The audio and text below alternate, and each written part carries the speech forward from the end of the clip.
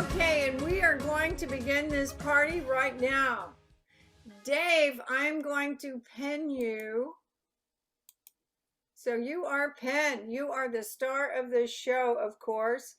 Dave has wowed audiences at over 1,800 seminars and keynote speeches to over 1,000 businesses and organizations for the past 25 years.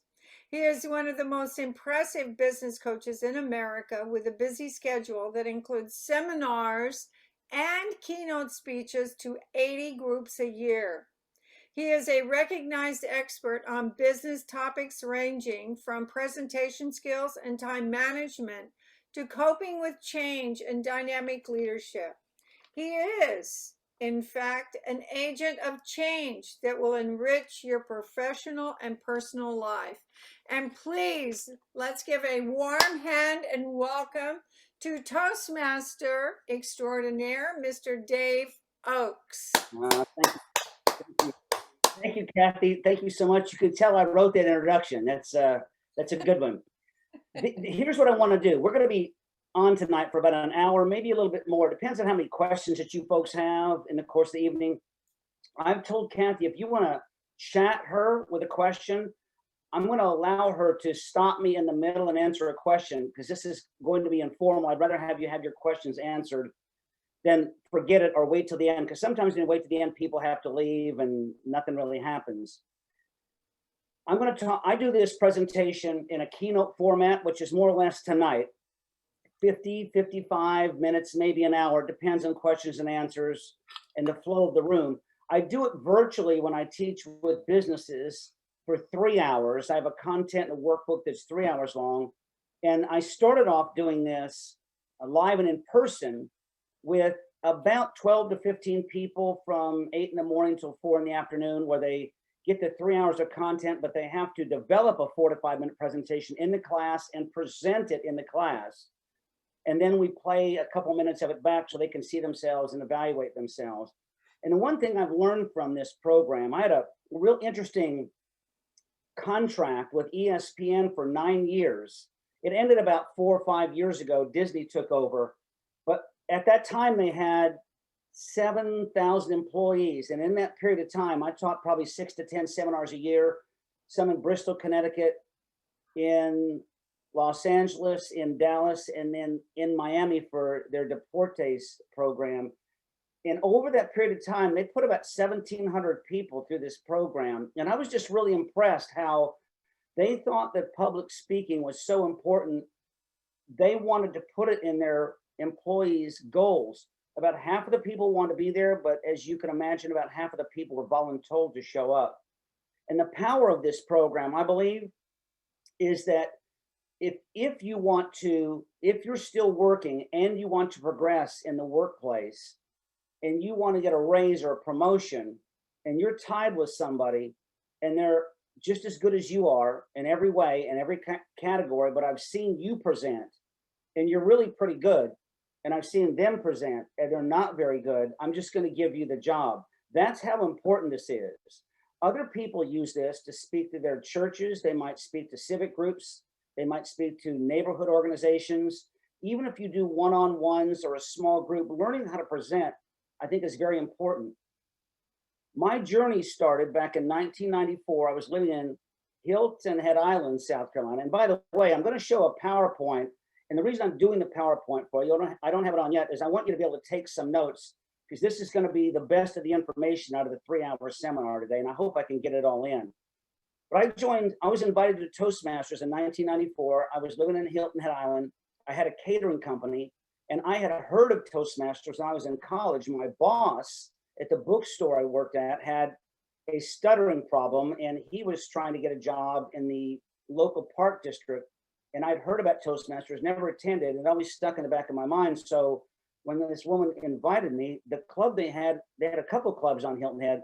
This one was a Thursday club. It met every other week, but they had dinner. So it was a 2.5-hour meeting. You could only imagine. They had 3 speakers, 3 evaluators. It was an amazing thing. I was motivated, of course, as all guests are when they come, but I didn't know if I really wanted to join. I'm not really a people person, ironically, thinking that I've spoken to all these groups in all these years.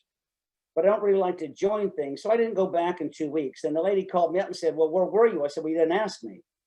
She said, well, you come next week. And I said, sure, I'll come. Make a long story short, in the next couple months, I went 3 more times and ended up joining.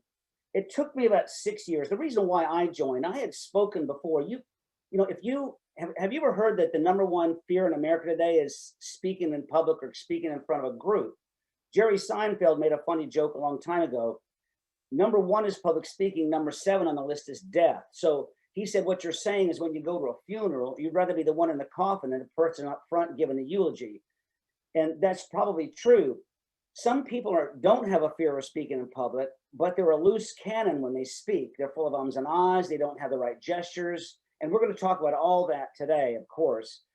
And then some people like me, I just want to overcome my fear. And it took me about 6 months to overcome my fear. And I actually won a speech contest. And the guy that I beat eventually, I lost in the divisional round, but he went on to win the division, the district, the region. He finished 4th in the international speech contest. And I thought, well, gosh, maybe this is something I should work at. So I met a guy about a year into the club that was working for Fred Pryor seminars. I don't know if you've ever heard of them. Fred Pryor, Skill Path, Career Track, they're big seminar companies. Fred Pryor is kind of like single A baseball in the world of public speaking. They teach you how to facilitate seminars. You don't have to have a lot of experience when you're in there. They teach you a lot of it. But I always had the desire to be a paid public speaker. That's one of the goals I had when I joined Toastmasters after about a year. I wanted to sell my catering business and do this. As you know, a lot of people join Toastmasters for 6 months. They join it for a year. I have people in my club in Hilton Head Island in 1994. They'd already been in that club for 5 years, and they're still in it after all these years. Some people use it to network. Some people stay in Toastmasters for a fellowship. But I wanted to go, and I wanted to travel. I've facilitated in 50 states, 6 different countries. Surpassed almost my wildest dreams. I'm not one of these big guys that gets 80 or 100,000 bucks for a presentation, but I've always enjoyed this, and I've always enjoyed helping people learn how to do this. And what you're getting tonight is a little bit deeper information than you would ever get in a Toastmasters meeting. I'm giving you stuff that I learned from my experience and all the years that I've been doing this. So I hope you find it interesting, and I want you to be able to follow along easily. So I'm going to put my PowerPoint up now. I'm going to share with you my PowerPoints, and you'll see there's Jerry Seinfeld's statement right there. I think that's kind of interesting. I love Seinfeld. As a matter of fact, I'll tell you an interesting story. Can you folks see all this? Hold on, can you see my dogs? Yes. Good. Here you go. This is better. The interesting thing about it is in 1994, this actually started me on this path. I was watching Seinfeld. Now, I watched Seinfeld and it was live on TV. I still watch the reruns. But they had an episode on called Opposite George. And I don't know if you know Seinfeld, but George Costanza is unemployed, lives with his parents. He was frustrated. He was talking to his friends and he said, I'm where I am because of every decision I've made in my life to this point. So he said, from here on out, I'm going to think what I'd normally do in a situation. I'm going to do the complete opposite. And I was just irritated enough with what I was doing with my catering business and my life at that point. I was 43 years old. I thought, well, okay, I'm going to try that. So joining Toastmasters was part of it. I don't like to join things, but I joined. My wife wanted to go out dancing.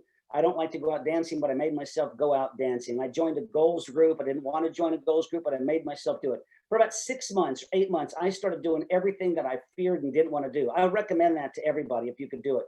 It really gets you out of your comfort zone. But one of the things I wanted to do is become a paid professional speaker. And the thing that I realized was I found a book, and I'm going to show you this first.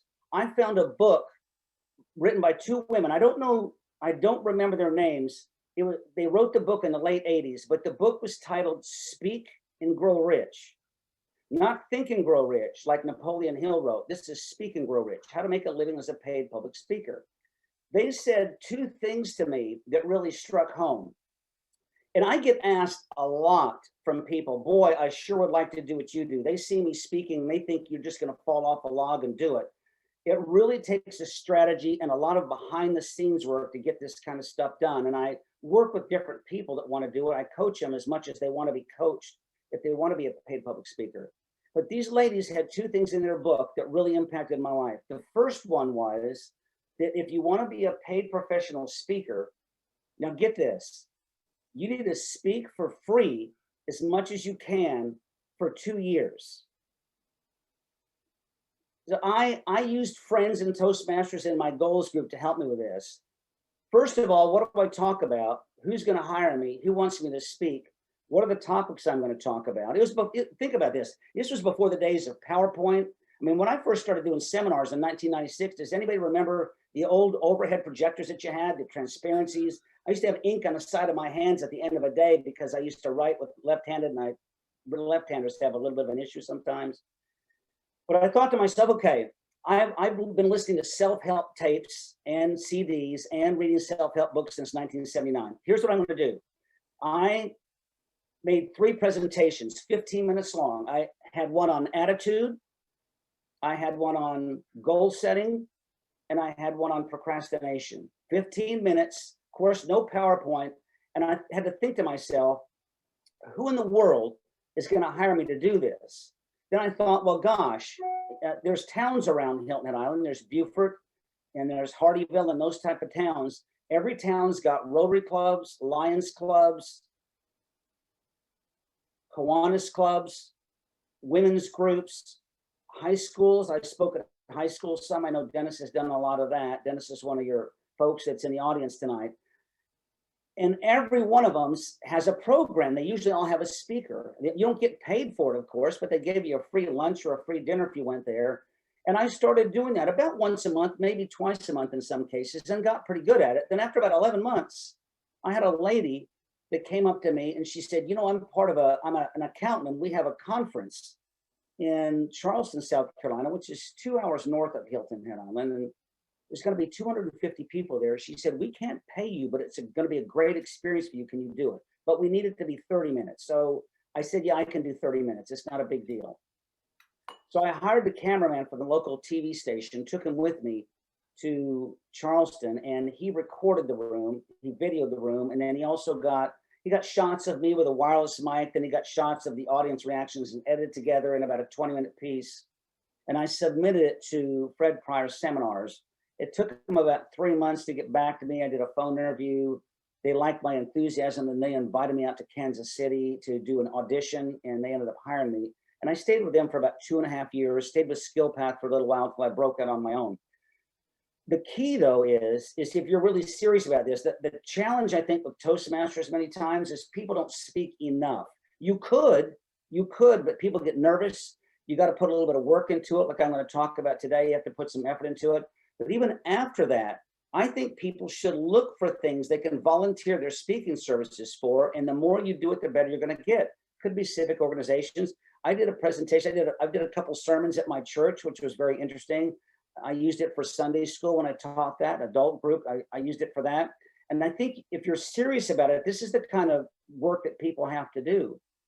The other thing they said, now get this, the other thing they said, for every minute in length of your presentation, you should prepare, practice, and rehearse an hour. I know what you're thinking. For every minute in length of your presentation, you should prepare, practice, and rehearse an hour. Anybody else is really going to do that. I mean, if you're going to make a 7-minute speech, I guess maybe you might spend 7 hours working on it. It depends. I guess when you're early in Toastmasters and you're serious, you'll do that. The contest that I used to be in, I used to put a lot of time in memorizing the material. I would say the speech about 10 times a day, drive my car in my room all the time. So I didn't have to worry about the content when I did the speech. I could just worry about my gestures and what people were seeing when I spoke. But let's take somebody out there that has, okay, let's just even take somebody like Dennis, who's super qualified, super knowledgeable. He's been doing this on and off now for probably 15 or more years. But I want Dennis to do a breakout session at a conference. And it's going to be a health conference where people are talking about how to present to people about their health and those sort of issues, mental, physical, all those type of things. I want Dennis to do a 45-minute breakout session with about 100 people there,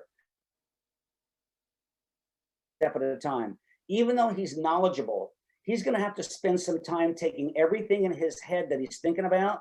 Now, I'm talking about people that know a topic. You understand? If you don't know a topic at all and you need to give an hour 45-minute presentation on it, it may take you 45 hours because you're going to have to read an entire book and study it.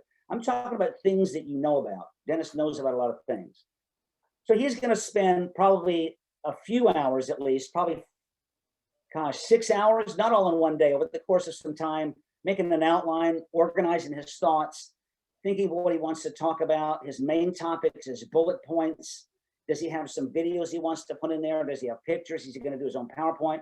Okay, so Dennis is going to do his own PowerPoint. For a 45-minute presentation, you probably want, I don't know, 15 slides, maybe 20 slides, not too many. I don't really believe in death by PowerPoint that much. When I speak in public, I almost never use PowerPoint unless I'm on a stage would have hundreds of people in the room.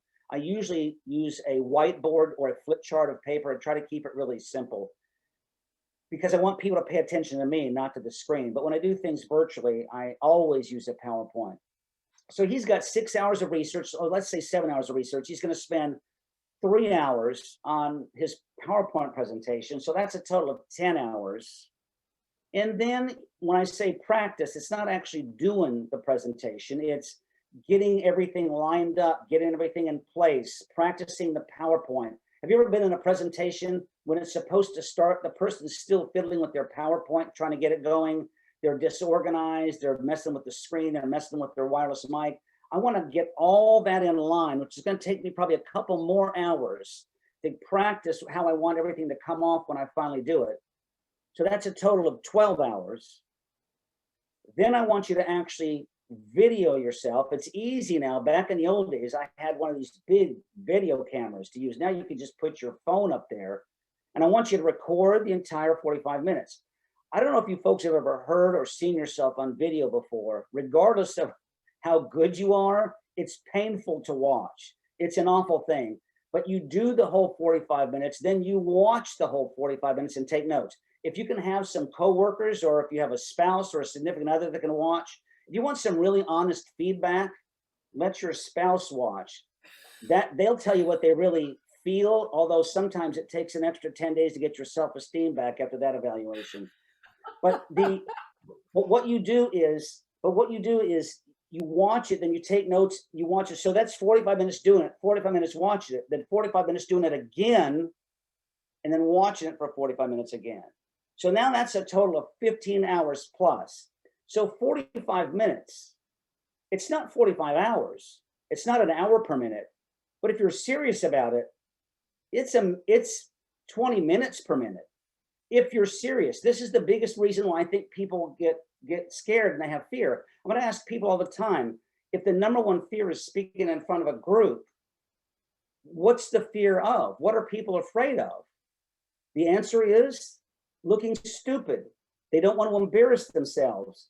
So the way to get around that is to prepare, practice, and rehearse. Maybe not like this even, but at least a lot of people write their presentation beforehand, and then they're rehearsing it in the car on the way there, or if it's virtual, they're rehearsing while they're eating breakfast in the morning. They're taping their notes up in front of the screen so they can read their notes. They don't even know the presentation, and no wonder they're a little bit nervous. Now, with everything that I just said here, prepare, practice, and rehearse, is Dennis still going to be a little bit nervous in the morning when he presents? His presentation is at 9 o'clock in the morning.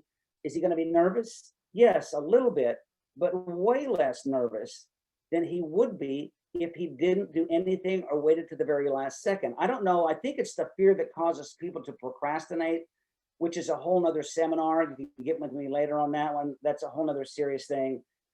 But there's a way you can get through this. I don't think you're born to be a public speaker. I think you do it. Now, a lot of people come to me and said, "Oh, you're such a natural." Well, I wasn't always. I worked at it. I mean, I worked on this for hours and hours. The very first seminar I ever did for Fred Price Seminars was customer service. That was a 9 o'clock in the morning to 4 o'clock in the afternoon seminar. I didn't rehearse the entire day, which was a mistake. I rehearsed the first hour and 20 minutes until my first break. I did the entire hour and 20 minutes. I had 2 Dalmatians at the time. I let them run loose in the house. The phone was ringing. People came to the door. I put pillows in the room to simulate eye contact and looking around the room so I didn't gork out and look in one direction or look at the camera the whole time. And it went really well. I watched an hour and 20 minutes, and I did it for an hour and 20 minutes, watched an hour and 20 minutes. I did it another hour and 20 minutes, and then watched it an hour and 20 minutes. The first seminar I ever did had 158 people in the class. I was nervous, but I'll tell you something, I nailed the first hour and 20 minutes. It was really good. I knew what I was doing. I had notes in my workbook and all this kind of stuff. You don't ever memorize the whole presentation. I want you to have bullet points in your head that you can talk about. But the problem was I didn't rehearse the rest of it. And by 2 o'clock in the afternoon, I was out of material. I mean, they got out at 2:15. I got good scores and good evaluations because they all got out an hour and a half early. But it was embarrassing. So on the way to the next town, I stopped at a bookstore, got a book of activities, and I had it very interactive, and it was a great day. And it's kind of been that way ever since. But I want you to know this is not rocket science. It's something you can do if you really want to do it. Now, let me just back up one slide here. There's 5 types of presentations that people give. There's informal or informational. Informal, informational. This is an informational seminar tonight. There's demonstrative, there's persuasive, there's ceremonial. That's giving out awards. Have you ever seen people at these award shows, the Oscars or the Tonys or whatever, they get on there and they just ramble for hours. I love it when somebody reaches in their pocket and pulls out a note of some people they want to thank and some things they want to talk about, and they're on and off quicker. And then you have impromptu, which is what table topics is like. You're being called on at the last second to say something, and that's a whole nother challenge. When I was in Toastmasters for the entire first year, when we used to do our clubs in person, we had ribbons that they gave out at the end of each meeting. You got a ribbon for best speaker. The club voted on it. The best speaker, the best evaluator, the best table topics, and whoever had the most ums and ahs got a ribbon, and they were awarded the ribbon as being the Wizard of Oz. I won that every week for a year, until I finally listened to an audio tape from an 80. This is how long ago it was. It was a tape. I don't know if any of you have ever seen. Some of you young folks might not have seen audio tapes. Her name is Dorothy Sarnoff.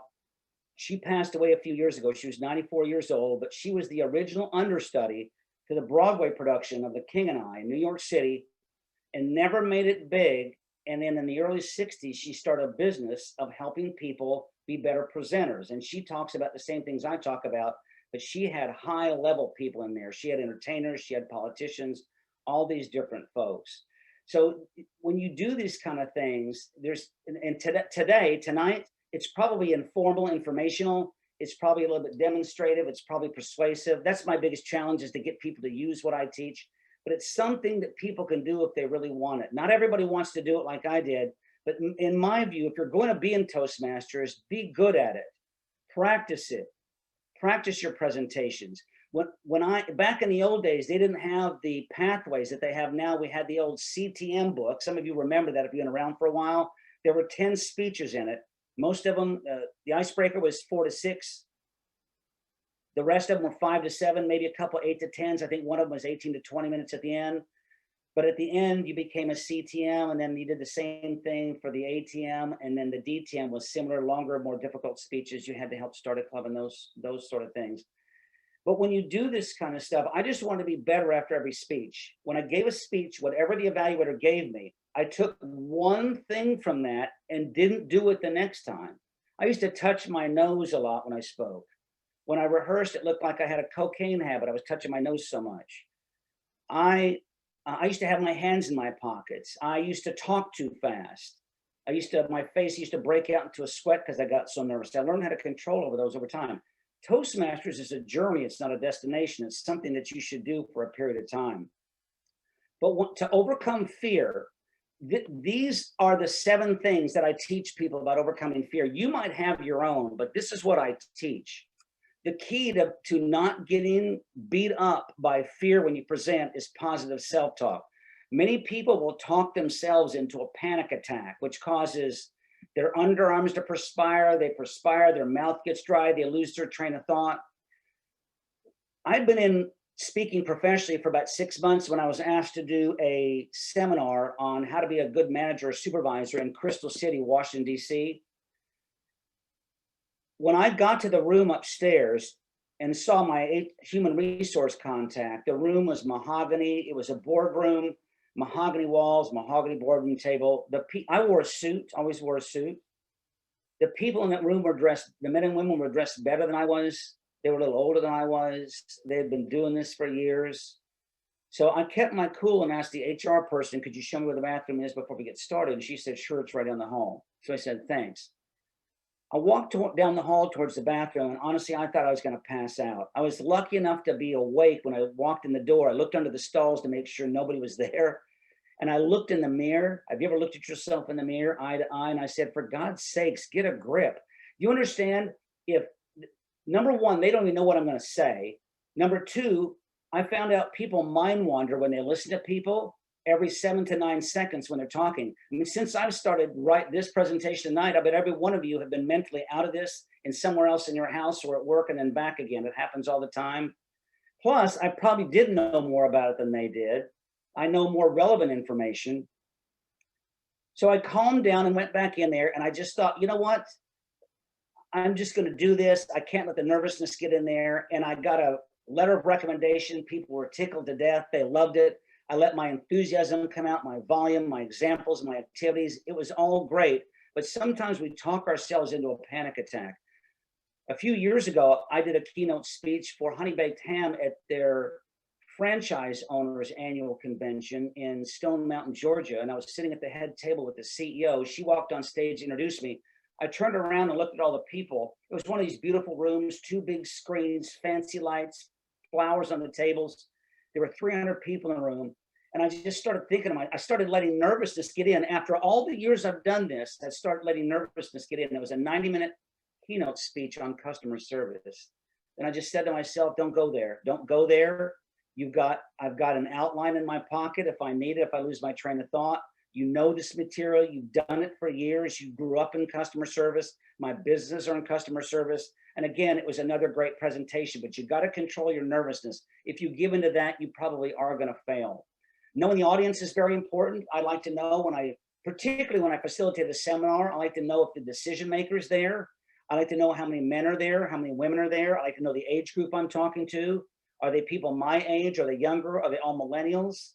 I've spoken to a group before about personal accountability, and I didn't know that they were summer interns, 18 to 20 years old, for a whole day. I didn't know till the week before. I need to know who I'm talking to, because some professions I talk to are mostly ladies, some professions I talk to are mostly men, and in some of them it's a mix. Knowing the material relates to you in Toastmasters. You don't need to memorize things. So a lot of people try to memorize their speech. I'd rather have you memorize some bullet points and just talk from knowledge. If your speech is a little longer or a little shorter, it's not a big deal. At the beginning, I know people like to write out their speech. I used to write mine out and remember every word on every sentence. And the problem with that is if you forget one word, you might forget a whole paragraph or a whole page. I just want you to be conscious of what you're talking about and have some really good bullet points. I call them trigger words that remind you of things you want to say. Meeting the people is very important for me. I like to get there early. When I set up, like when Dennis is in his room, his speech starts at 9 o'clock the next day. I think he should get there by 7:30 in the morning to set his PowerPoint up to make sure there's no problems, double check the audio sound system, hopefully has a wireless mic in the room. And I want him to be sitting by the door, greeting people as they come in. You're not going to see everybody, but it helps calm me down. I asked Jack Canfield one time, or Brian Tracy actually. I met him. He's one of these big shot speakers. I said, why do you do that? He said, because when they come in and they sit near the front, in the front row or second row, third row, fourth row, you can actually see them. He said, it's hard not to like a speaker whose hand you've shaken. So I do like to glad hand. Some people like to hide in the back and just get all psyched up that way and then come on stage or come in the room at the last second. But I like to interact with the folks. Seeing the room is very important for me. I like to know what I'm facing. Of course, everything is virtual now, but if you're going to talk to an organization somewhere, you should ask, and I'll talk about what type of seating is it? Is there going to be a PowerPoint there? Do I need a microphone? If you're talking over for a guy, 50 people, you probably need some sort of sound system. For ladies, sometimes it depends on how vocal they are, how they can project. Sometimes it might be a little bit less than that. I want to know what I'm walking into. Is it a boardroom? Is it banquet tables that are round?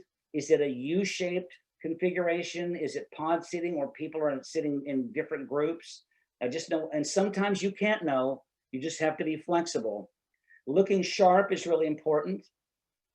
I think my rule for speakers, presenters, and I think this goes even with virtual. I know Sandy Murphy's really good at this. When she presents, she always looks nicer. She looks nice at the normal meetings, but she looks a little bit nicer when she presents. My rule is you should dress a level above the people you're talking to. If they walk into a room, I want them to look around and I want them to be able to figure out that's probably the presenter right there. I wear ties for the first time to bigger organizations. If it's a 2-day seminar, I wear just a jacket the second day with a button-down collar shirt. If it's a third day, I'll wear just a really nice shirt with slacks. If I've come back to a group, they've already seen me once, then I'll be more relaxed the second time around. It depends if I'm trying to make an impression. If I talk those young kids, the summer interns, the 18 to 20-year-olds, I wore a golf shirt with khaki pants and loafers, and I set the tables up in a square and I sat down and talked with them. I didn't talk at them. It was very engaging. I learned a lot about work with the younger generation at that presentation.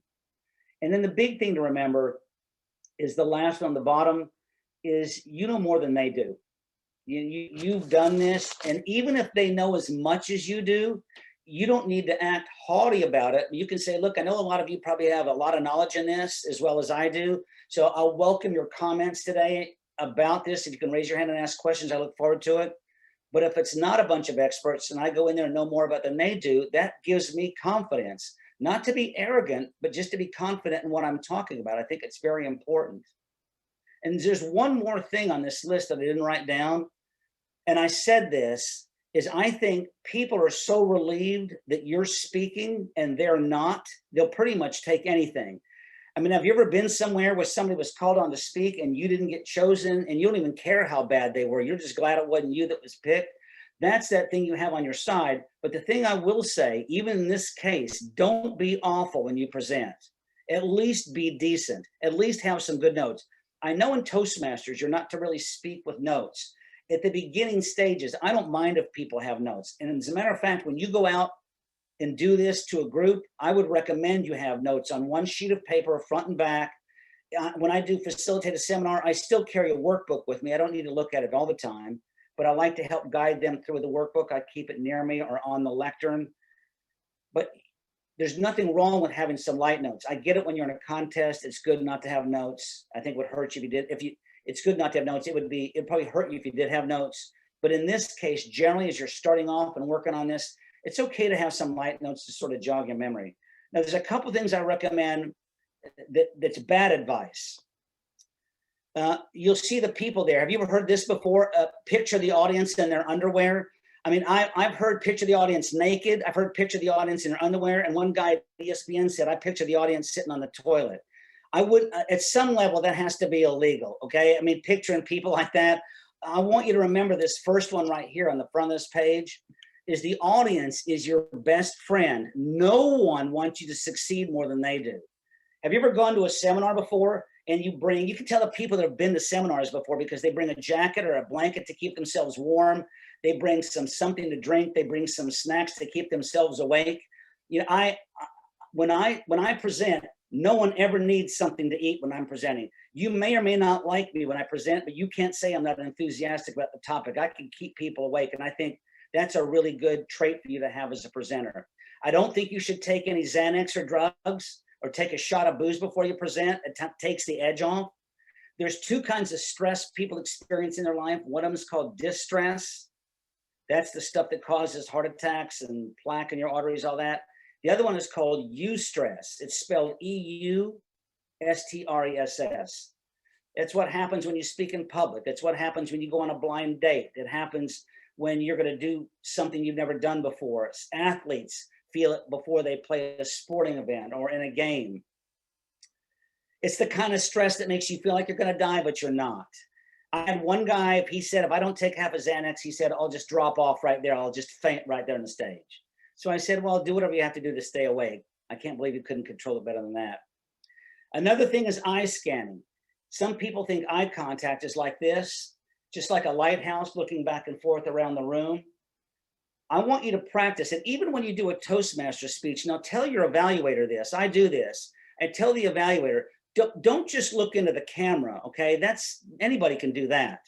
I want you to practice when you make a presentation, put some things behind your computer so you can look at them, but practice the eye contact, that you're looking at people you present. So you're not looking at one side of the room the whole time, or looking in the middle the whole time. I had this one guy, I had one famous guy came to my class with ESPN. I said, how come you're here? He was the fantasy football guru. And he said, I spoke at a conference. I spoke at a conference on a 20-minute presentation. He said, and I was so scared, I stared at a woman on the front row the entire time and completely freaked her out.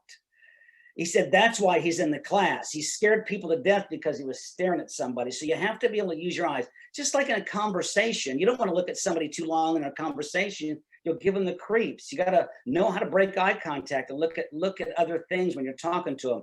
I want you to talk to them, but I also don't want you to get gorked out looking at somebody for so long. And then humor. A lot of people say they want to start with a joke. If you have a joke and it's good and it's clean and you know it's funny, go ahead and tell the joke.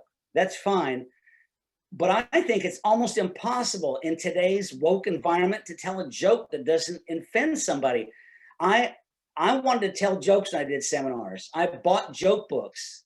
I bought office jokes. I bought party jokes. I don't know if you guys, folks are old enough to remember Milton Berle, Uncle Milty. I bought his book of 10,000 quips and quotes. I thought, oh, this is going to be awesome. Out of 10,000, there's only about 6 that don't offend somebody. I mean, I got an evaluation. The lady loved the seminar. She said, I didn't know it was going to be taught by a comedian. I didn't want to be a comedian. I had jokes. It's places in the workbook where I would tell certain jokes. I didn't want to do that. There's a great book out there by a guy named Roger Dawson called The Secrets of Power Persuasion. And he talks about humor, and he talks about the 5 kind of jokes that are out there. I'm going to talk about this towards the end of this. I'm not going to tell it to you right now. But he said every joke in the world is a derivative of 5 jokes, and I'll tell you what they are.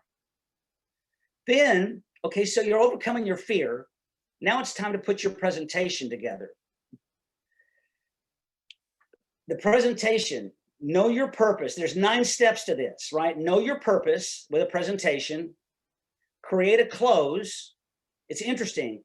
Close first. I thought that was fascinating. Why do a close first? You do a close first because you want it. Stephen Covey said it in his book, 7 Habits of Highly Effective People. He said, begin with the end in mind. If you don't know where you're going, you're not going to like where you wind up. Have something at the end, a story, a fact, a review, an event in the news, something that they're going to remember you by. Whenever I get emails, I see them on Facebook sometimes. I keep track of all the different things that are there that could be a good thing for me to read at the end of the presentation. I have a poem I'm going to read to you today about this topic, and I heard it years ago, an anonymous person. I use it every time. I want to be remembered at the end. I want them to walk away talking about my presentation. I want them to remember my name and what it was about when they walk away. Design the opening next. That's the same thing. It could be a current event. It could be a fact. Had a guy in Chicago did a presentation at a conference for people that sold aluminum siding and gutters. And he asked the audience, where do you think the rainfall is greater, Chicago, Illinois, or Seattle, Washington? And everybody said, Seattle, Washington. Well, it's Chicago, Illinois. It rains more in Chicago. It's just misty and drizzly in Seattle. But it's one of those things that got people engaged. I used to do a lot with departments of natural resources. I used to work with their hunter education organizations. Before you hunt in a state, you have to get certified, and the classes are taught by volunteers. They're very committed people, but 90% of them are awful presenters. But this one guy started off his presentation sample for the class. He said, because of hunter education, more people die every year in the United States playing ping pong than in hunting accidents.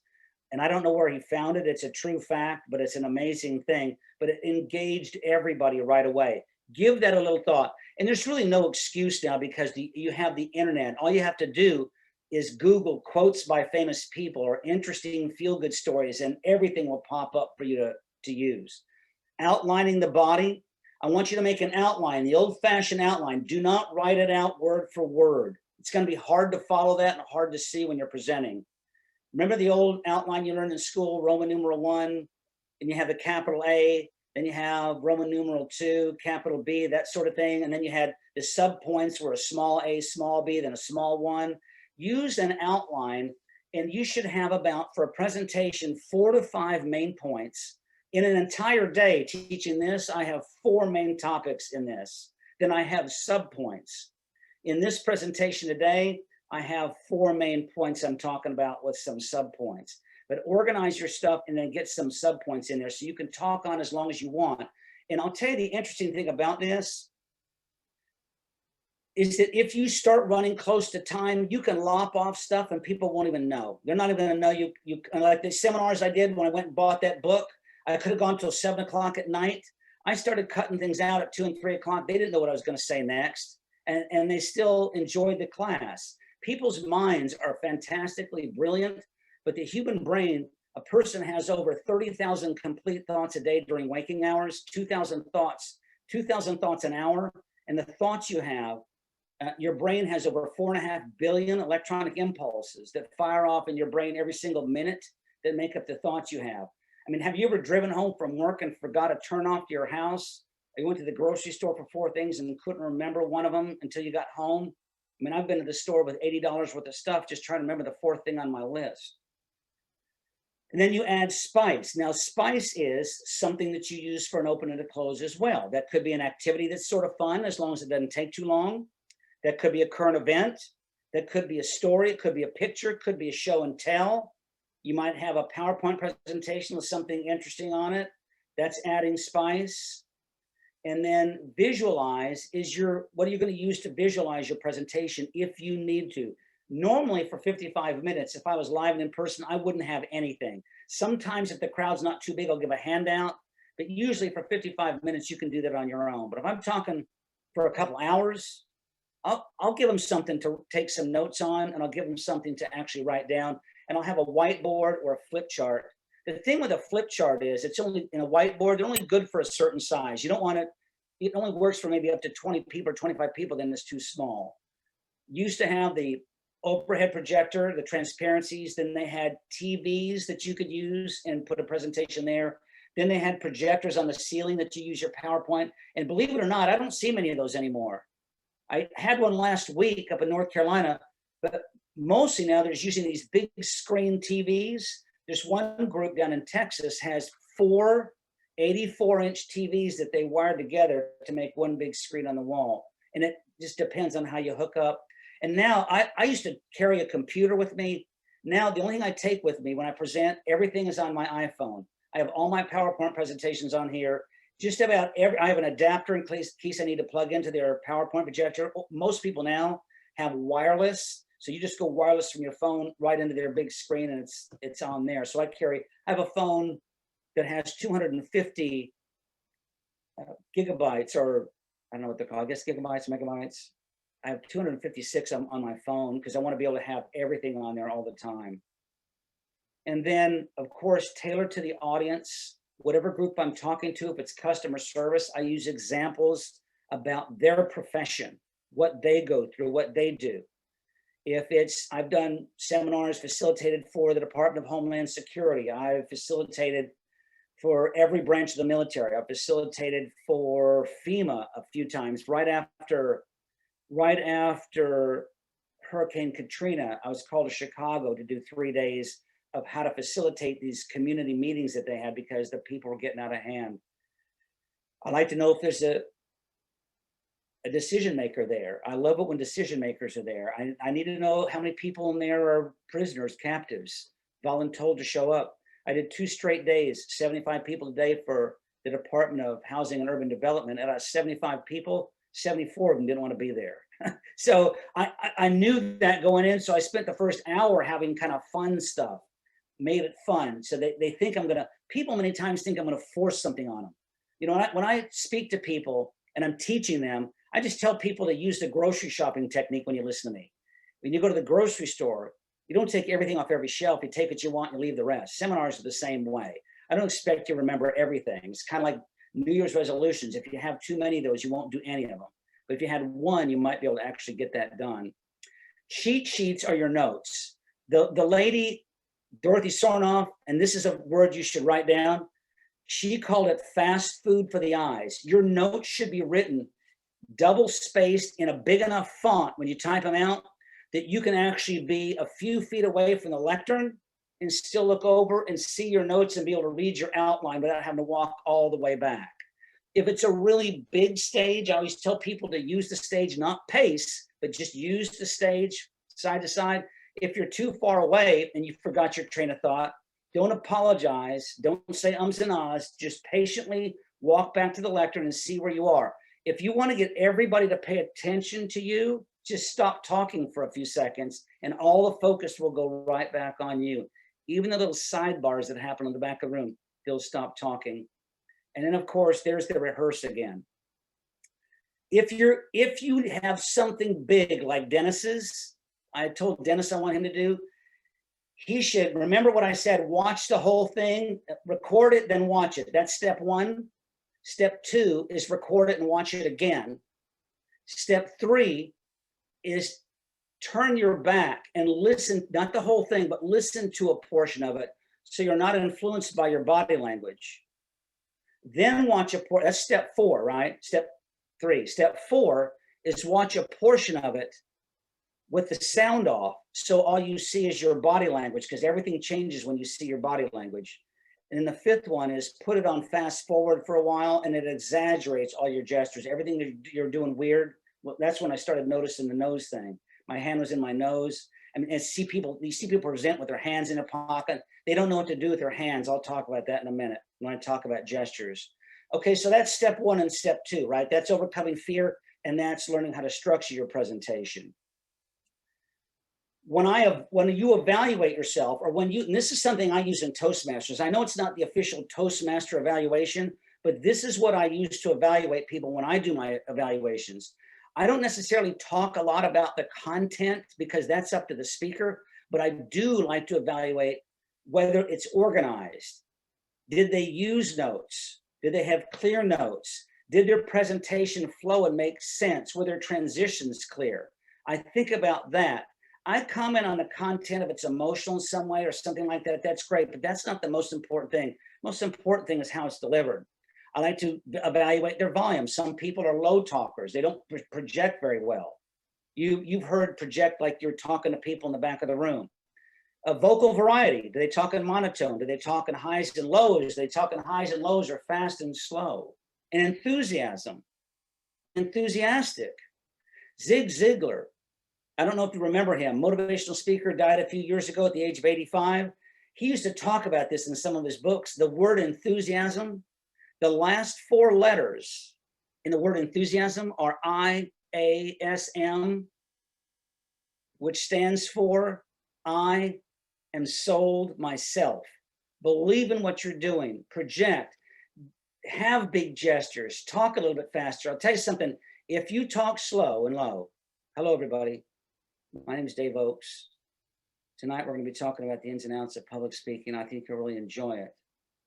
We'll talk about how to overcome fear, talk about how to put a presentation together, and how to evaluate yourself.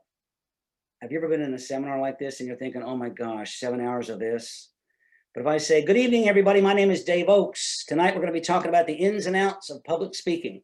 We're going to talk about how to overcome fear, how to put a presentation together, and how to do a good evaluation on yourself. Same exact words, talking a little louder, a little faster, you can be enthusiastic. I used to have a TV show on Hilton Head Island for 9 years when I lived there. It used to be a man on the street. And I found the more outrageous I was on camera, the more entertained the people were.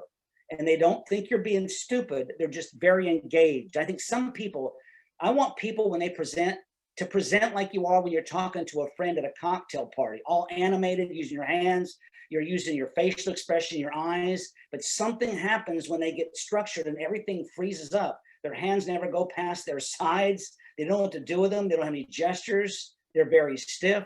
I want you to relax, talking to friends. Like I said, everybody else is just relieved that you're up there and they're not. Gestures and eye contact. I'll talk a little bit about that later on. Eye contact, if you have a real audience, don't look at people for too long, but look at everybody for 1 to 3 seconds. I can only see a row or 2 or 3. I can't see very far back. If I look past the 3rd row, people can't tell I'm even looking at them, but I still look out that direction. I don't just scan with my eyes.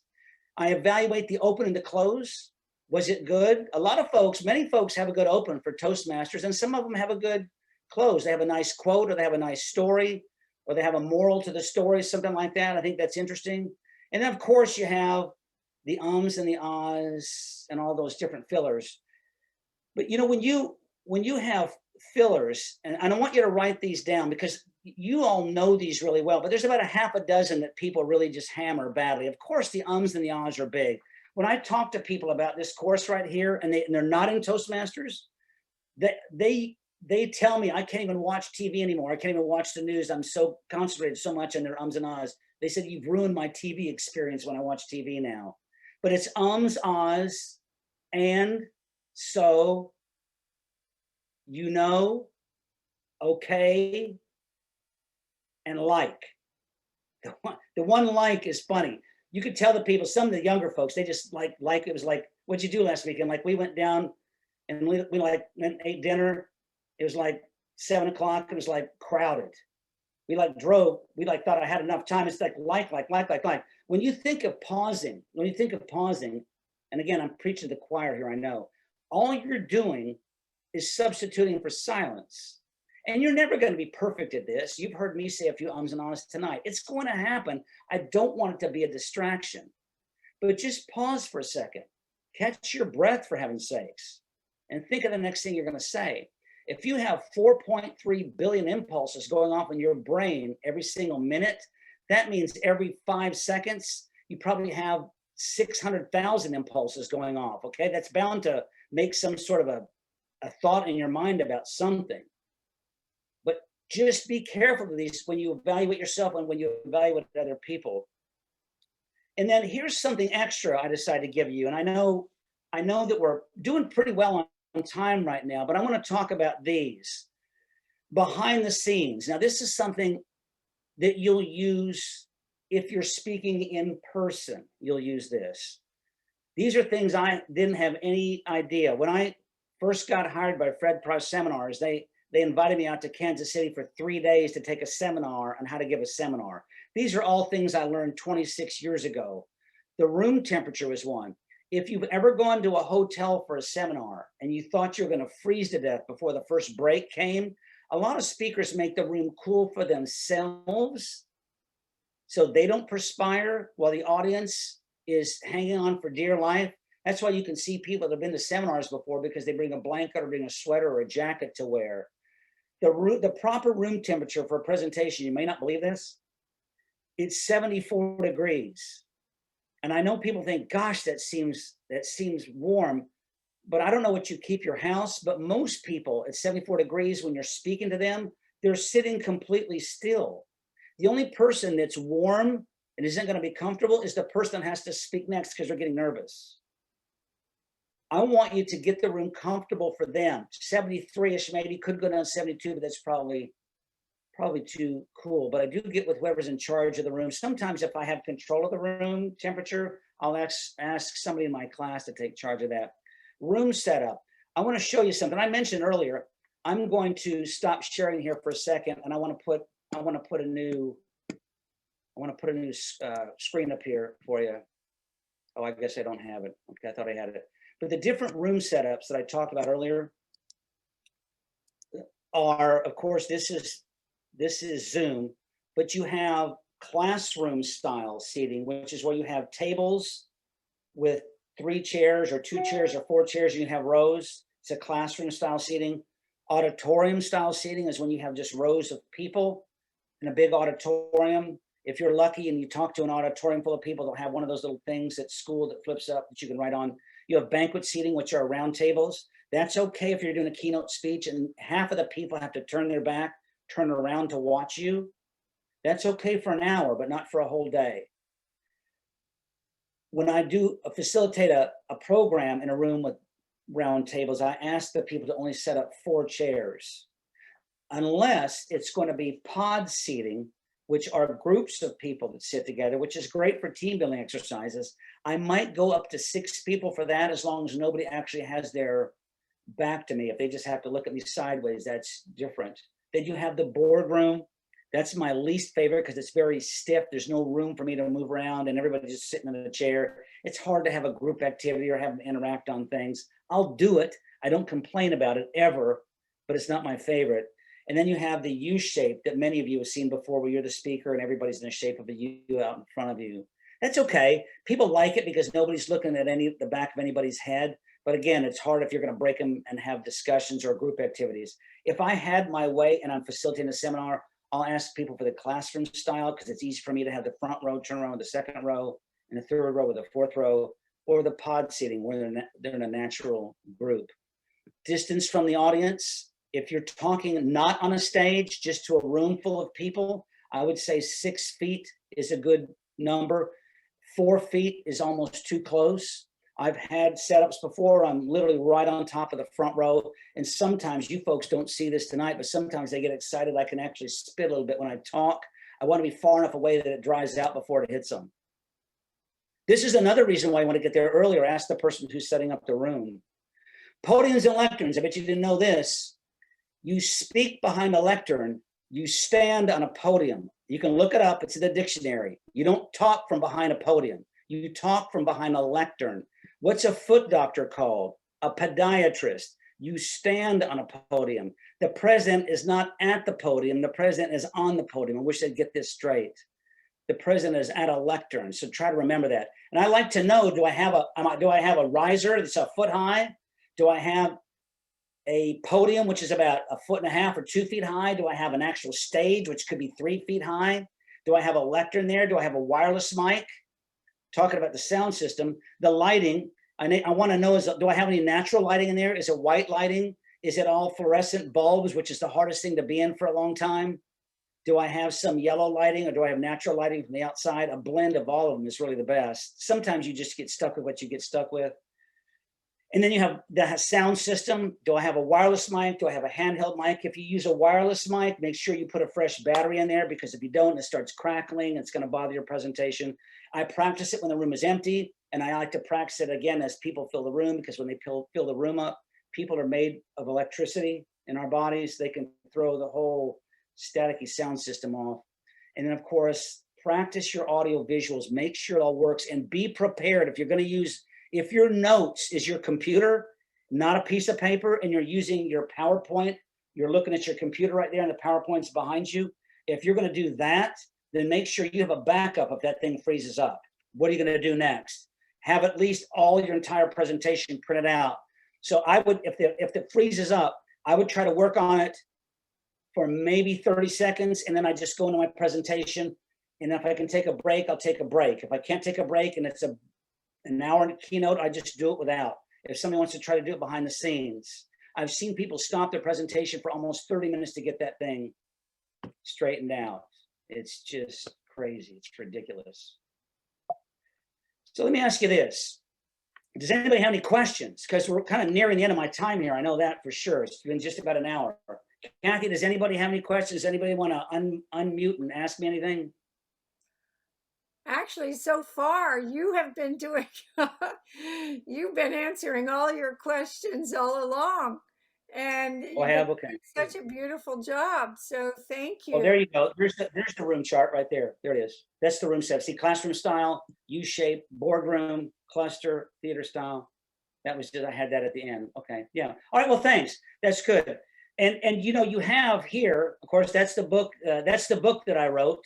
I was able to do a book signing tour years ago, and I started that. Some Things Never Change. It's an easy book to read, 106 pages.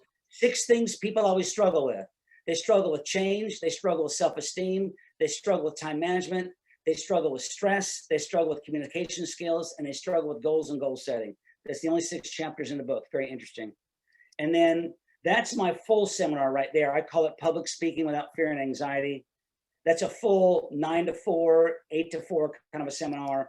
And then there's my contact information. If you can read that, My website is Dave Oates, that's O-A-K-E-S, DaveOatesSeminars.com. And then my email, if you want to email me, if you need some advice, you want to ask me any questions, I'll be more than happy to help out. Doesn't cost you a cent. You can write me at dave@daveoatesseminars.com. So you're suggesting that it's not good to do any alcohol or drugs before giving a presentation? I would recommend against it. Just checking. Wait till you're done, then do it. Get a big glass of wine and have it when you're done. But I just want to end with one thing here, if you don't, and I'll stay on if anybody wants to chat a little bit. I'll stay on for a while as everybody dismisses themselves. But this is a poem. My members of my club, I joined the St. Augustine Club, I guess almost a year ago, because I was a active member for 14 years on Hilton Head, and then I was just traveling so much. They met every single Friday. I was in a Fast Trackers Club. So I wasn't connected much anymore, but I've been promoting Toastmasters. I should actually get some money for this. I should get I talk every time I do a seminar on this, I talk about people and joining Toastmasters. It's one of the best things somebody can do for your life and your career that I've ever seen. It's life-changing if you can just stick with it and get yourself out there. But I decided to join this club just to kind of get involved again, do some speeches. Maybe I could help some people out. Maybe I could coach a few folks, and it's been really good. And they're doing a good job. Kathy and Randall, of course, you know those folks. They're doing a great job building that club back. But I just want to end with this one poem, and then I'm done, and I'll stay if anybody wants to ask any questions or talk. I don't know who wrote it, but it's perfect for this topic. This person wrote, I've heard speeches to many big groups, and I've seen motivators that can stir up the troops. I've seen all styles, and I've studied the art, but the kind I like best comes right from the heart. So if you're asked to speak, leave that script on the chair. Get up on that stage and show them you care. No need to be clever. Don't try to be smart. Instead, just be natural. Speak right from the heart. Thanks, everybody. I appreciate you coming. I hope you enjoyed it. Thanks a lot. Thank you. Thank you very much. Thank you. Thank you. Thank you. Appreciate that. That was excellent. That was wow, it went quick too. Does So anyone it's good. Over an hour, right? Everybody's got to go eat. Oh. Okay, yeah, well, some of them have meetings at 8 o'clock. There's other meetings. Sure. But we have some people that are still hanging out. Are there anybody with questions? Anybody have anything you want to ask? Anything you're curious about? I'm an open book. No, Dave, Jordy, Yes, sir. thank you for a great presentation. It was so practical, and I could see that I can utilize a lot of the tips I learned today. Thanks. The question I have is, I heard some of the speakers, they just jump a lot before they get onto the stage so that they have got their energy coming back and if they're not tense. Is that how far it is helpful when someone does like that? Because they'll be sweating a lot. Right? Yeah, some people do that. They do some jumping jacks, they run in place. Some people do some push-ups. You know, the 7 things that I had are just things that have helped me. Whatever gets you to calm down. I think the most important thing of all that list was just the self-talk. You got it. I know this. I practice this. I know this. They don't even know what I'm going to say. I know more about this topic than they do. It's just that self-talk that you have it. And again, if you're not totally confident, have some bullet points for yourself out there, live or virtual. Some people, like, they put their stuff on note cards and they get out of order and it's hard to read. It's so small. You need to have your print a good size, like 18 point, probably in bold, big, so you can see it. I don't want a lot of writing. I want you to be able to glance at it carefully. I'll show you something here. I'll show you this workbook that I have. This is a workbook that I have here. You can see some of the writing on this workbook.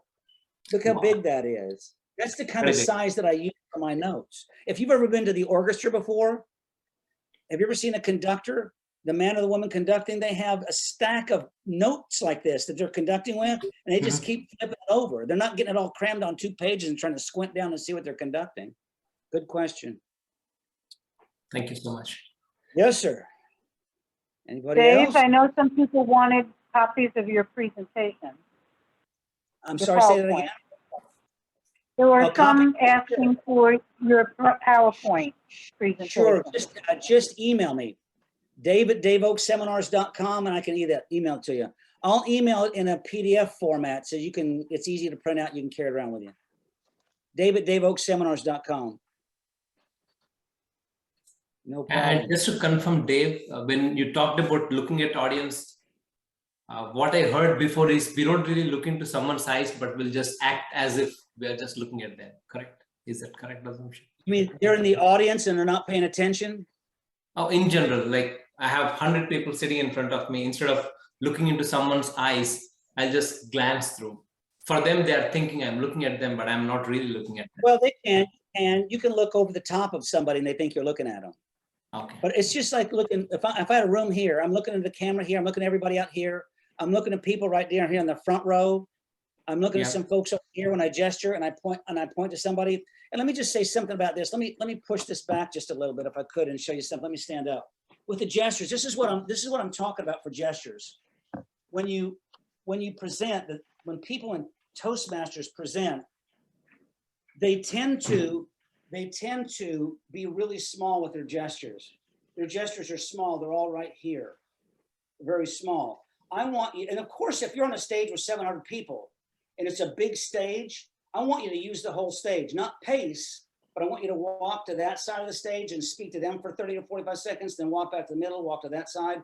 But when you gesture, you're gesturing big, you're gesturing to the people way out there. If I'm talking about something that I do and they're driving me crazy and they're pulling my hair out, well, I don't have any hair to pull out, but you know what I'm talking about. But the gestures, I want you to have big gestures. How big was the fish? Well, the fish was really, really, really big. It was really big. It was a big fish, really big. How big was the fish? It was big. You see how you make an emphasis with a gesture and using the right words? How cold was it? It was really, really, really, really cold. How cold was it? It was so cold. You can use your body and get out and use these big gestures. A lot of folks use the military fig leaf when they talk. Some people do the military fig leaf when they talk. I've seen people put their thumbs in their pockets when they present. Some people play with their nails when they present, or they wring their hands when they present, or some people pray when they present. I want you to know how to use your gestures when you present. You're talking to somebody out there. You folks understand what I'm talking about. A question and answer period. Here you go. Does anybody have any questions? Some people do this. Does anybody have any questions? Does anybody have any questions? Okay. Does anybody have any questions? If you really want questions, either get someone in the audience to ask a question for you, a couple questions to get the audience started, because a lot of people are embarrassed to ask a question, which gets into the whole self-esteem thing that I'm trying to get through in this class with you. Just ask a question, for heaven's sakes. You probably have 10 people out there wondering the same thing. And then if I don't have some in the audience, I'll say, well, does anybody have any questions? Well, I have two that almost every time I do this presentation, somebody asks me. How many people out here, how many of you out here have this question right here? What about you? Did you think about that? This guy was nodding and smiling at me all day.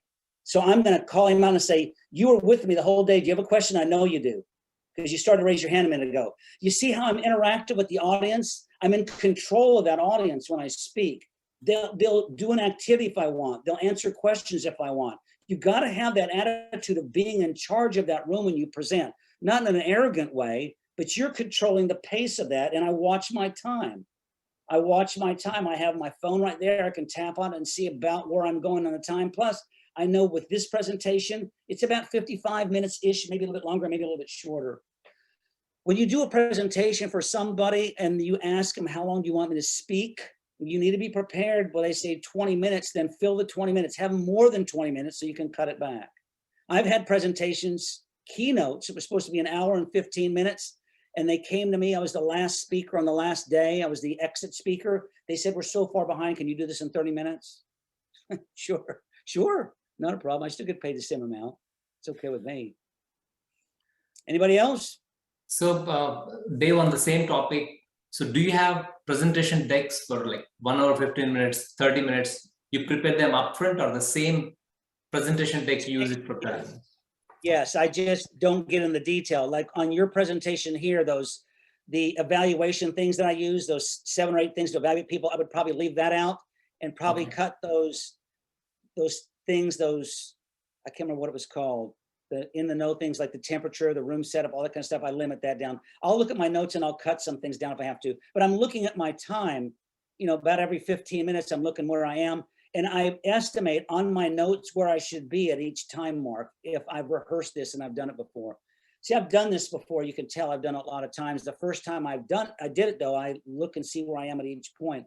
When I do facilitate a full day seminar, when I do virtual things, I don't do more than 3 hours, and I give them 2 10-minute breaks every 50 minutes. I'm not going to wear them out. I interject. I don't really have group activities. Occasionally I do in conflict resolution, but usually I have a couple videos that I embed into my PowerPoint presentation just to see if, you know, just to kind of break it up a little bit. I call that spice. Yes, Kathy. I wanted to ask you how we're getting ready with Anne Marie Joseph here. We're getting ready to do a youth leadership program. How do you engage? How do you keep these teenagers engaged in your presentations? Is it in person or virtual? It will be it's virtual. Yes. How long is it going to be? It's actually going to be hybrid yeah. because we will be meeting in person with some of them. Okay, so if it's hybrid, you can actually do an activity with the people that are there, and the people get the type of activity that they can do on their own virtually, and they can participate that way. You can still do an activity. Here's a tip for you. When I first started doing seminars, the most amazing thing I learned, there's a book out there called Games Trainers Play. What? It's called Games Trainers Play. It costs about $25 or $30, but it has 250 icebreakers, problem solving, communication activities. Some take a long time, 30 minutes or more. Some you could do in 5 or 10 minutes.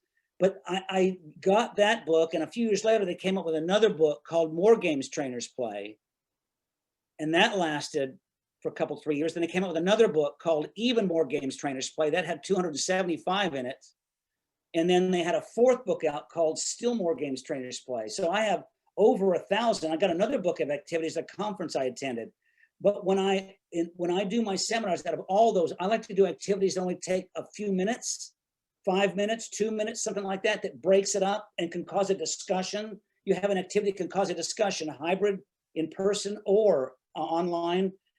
But I don't have to take anything. It's just me and my mouth doing the activity. It's nothing that I don't have to carry paper, scissors, popsicle sticks, balls of string, anything like that. It's just something that's very easy to do. Very easy to do. But again, if you want some of that, I can email you. But if you just Google Games Trainers Play, just Google it and the books will come up. But then also there'll be activities that are free that you can just take right off of it and pick a few that you like. But make an activity that's not too long. I don't want the activity to last more than 5 minutes, but then the debrief afterwards is the one that you can really get the people engaged, Kathy. The debrief, what did you have?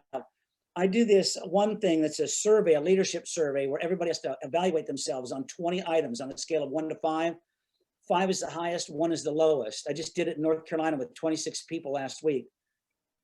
And it takes about 5 minutes to figure out their scores. But then I go around the room and ask everybody what their 5s and what their 2s were. Because anything that's a 2 is something you think you need to work on, but it gets everybody in the room engaged. It gets everybody in the room engaged. So there's a lot of things you can do, but I can help you out with that a little bit. That'd be great. Thank you. I'm just an email away. Dennis and I have been working together quite a bit. Yes, sir. Dave, one last question. Sorry to really ask you a lot of questions, but one question right. that has been, sorry? That's what I'm here for. Thank you. One question that has been bothering me for the last 3.5 years. I've been a Toastmaster for 3.5 years. And the first thing people told me was my hand gesture. And they always suggested me to keep my hands like this. That made me to feel so bad because I feel like doing little bit hands. You can have too many gestures. There are some people that gesture with every syllable of a word. Some people, this one guy said, "Oh, I'm Italian, I can't help it." But some people gesture a lot and that can be distracting. Okay. But if you're talking, I mean, you understand when I gesture, I'll put my hands down in front some, but then I gesture some, or I'll talk about something really big, or that was way far away. Sometimes I put one of my hands in my pocket just for 30 seconds, just to change it up. You understand? Okay. It's not just one gesture, but yeah, you can gesture too much, just distracting. But but I don't want you to just sit there really stiff, because when you talk to people at work or your friends, you gesture. I'll guarantee you gesture. Try to give somebody, I'll tell you what, try something sometime.